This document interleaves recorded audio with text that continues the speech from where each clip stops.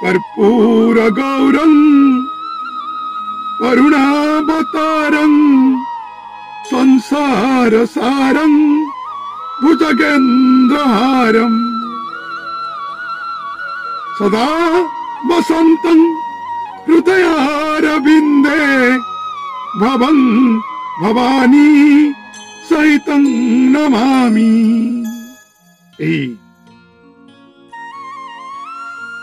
अलौकिक मंत्र प्रथम शब्द रे भगवान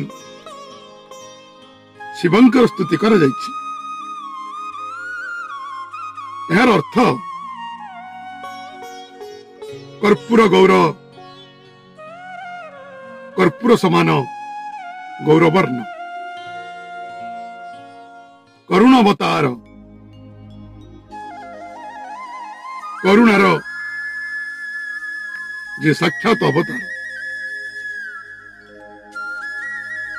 संसार सार समस्त सृष्टिर सार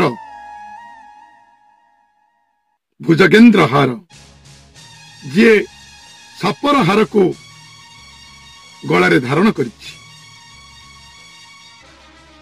सदा वसंतं हृदयारविंदे भवं भवानी सहित नमामि। शिवंक सहित पार्वती और समस्त देवादेवी को मोर नमस्कार। आज्ञा कौन से देवादेवी आरती पर कर्पूर गौरं करुणावतारं मंत्र कहीं बोला जाए यार पछरे बहुत गभीर रहस्य छपिकारी अच्छी।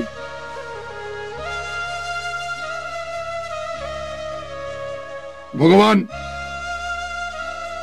शिवंकर ए स्तुति को शिव पार्वती विवाह समय रे विष्णु गाई यह उल्लेख अच्छी। यह आम जानिकी भगवान शिव श्मशानवासी अटंती। तांकर स्वरूप बहुत भयंकर एवं अघोरी प्रभावित होता है किंतु यही स्तुति यह बुझा पड़े कि तांकर शरीर बहुत दिव्य एवं बहुत सुंदर। भगवान शिवन को सृष्टिर अधिपति बोली कह जाइछि। ये मृत्युलोकंकर देवता अटंती। ताहाको पशुपतिनाथ बोली मध्य कह जाइछि। पशुपतिर अर्थ संसार जेतक जीव मनुष्य सहित से समस्तंकर अधिपति होउछंती देवाधिदेव महादेव। एही स्तुति एही कारण बोला जाइछि कि जे समस्त संसारर अधिपति सी आमर मनरे सर्वदा वास करंतु। शिव श्मशानवासी जे मृत्युर भय को दूरीभूत करिथा से शिवजी आम मनरे वास करी आंभ मृत्युर भय को दूर करंतु।